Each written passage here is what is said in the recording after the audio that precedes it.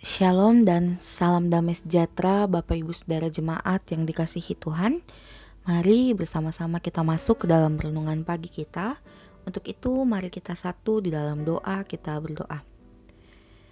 Allah Bapa kami mengucap syukur untuk hari baru, penyertaan yang Tuhan boleh berikan sepanjang malam istirahat kami. Dan saat ini kami boleh kembali menikmati waktu dan kesempatan yang Tuhan masih percayakan kepada kami. Sebelum kami melaksanakan setiap tanggung jawab kami rindu untuk disapa oleh kebenaran firman-Mu. Berikanlah kami kemampuan agar kami mampu memahami setiap firman dan melakukannya di dalam kehidupan beriman kami. Berfirmanlah ya Tuhan, karena kami telah siap untuk mendengarkan. Di dalam nama Tuhan Yesus firman yang hidup, kami sudah berdoa. Amin. Bapak Ibu Saudara, pembacaan kita dari pertama Korintus pasalnya yang keempat ayatnya yang ke-14. Hal ini kutuliskan bukan untuk memalukan kamu, tetapi untuk menegur kamu sebagai anak-anakku yang kukasihi.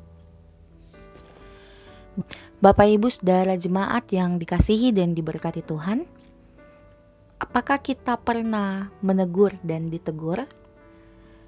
Ketika kita menegur, apakah kita merasa layak untuk menegur seseorang?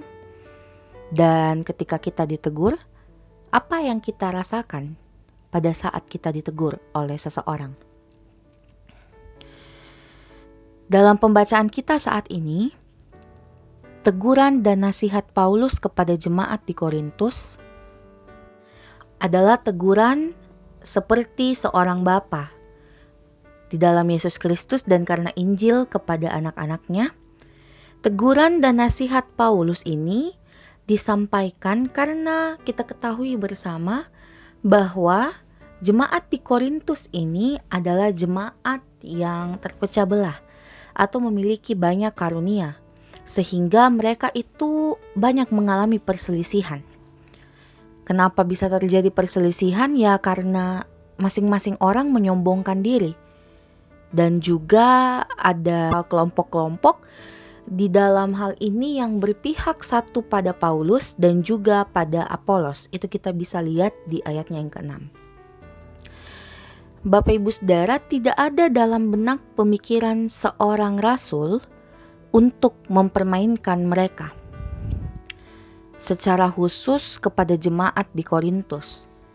Di sini Paulus berharap agar jemaat memandang dan memperlakukan semua rasul yang melayani saat itu sama dengan baik dan sikap hormat, tanpa membandingkan satu dengan yang lain dan tetap menjaga persatuan serta kedamaian. Dengan penuh kelembutan, Paulus membangun relasi yang baik dengan jemaat. Bapak Ibu Saudara, sehubungan dengan persoalan tersebut, Rasul Paulus menegaskan bahwa ia mengutus Timotius, anak rohaninya, untuk melayani jemaat di Korintus. Timotius diharapkan untuk mengajarkan jemaat agar mengikuti teladan Rasul Paulus dalam melayani Tuhan. Karena itulah inti keberadaan Paulus.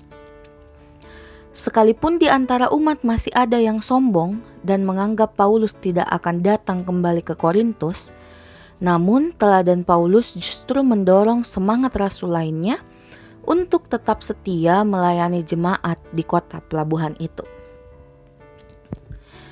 Kembali ke pertanyaan awal saya, hal tegur-menegur itu apalagi di dalam kehidupan persekutuan, kehidupan berkeluarga dan bermasyarakat, itu adalah hal yang mudah dilakukan.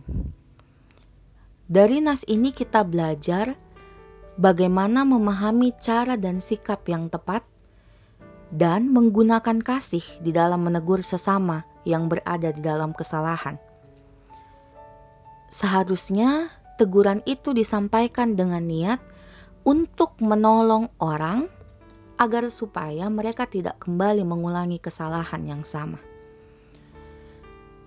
Menegur sesama, menegur teman, menegur anak, menegur orang tua, itu semua harus dilakukan dengan kelemah lembutan dan penuh kasih.